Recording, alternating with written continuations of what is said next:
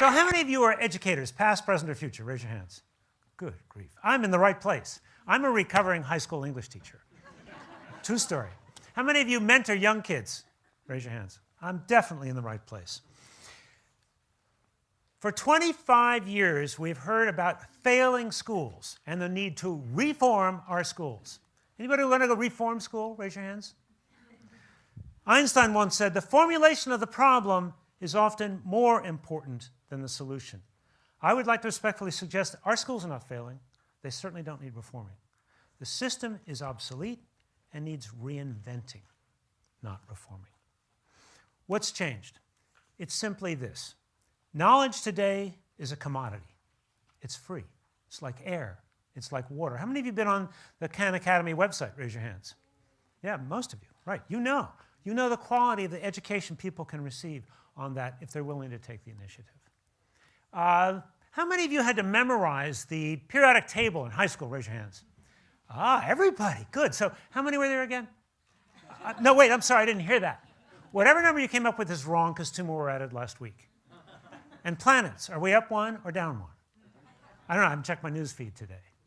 And let's see, let's have a contest. Why don't you recite the 50 state capitals from memory while I Google them? Let's see who's quicker. Knowledge is a commodity. The world no longer cares whether or not you're smarter than a 5th grader or how well you do a Trivial Pursuit. What the world cares about is not what you know, but what you can do with what you know. And that is a completely different education problem. Then the question becomes, do you have the skill and do you have the will to use the knowledge you have acquired? Okay, so I got to tell you kind of an intellectual journey I've been on. 2005, I read The World is Flat by Friedman. How many have read that book? Scared the heck out of me because, as you know, he describes a world where increasingly any job that can be routine is rapidly being offshored or automated. White collar, blue collar, doesn't matter. Talked to him recently, interviewed him for the new book. He said, I got one thing wrong in that book. I said, what was that? He said, the pace of change. It's happening so much faster.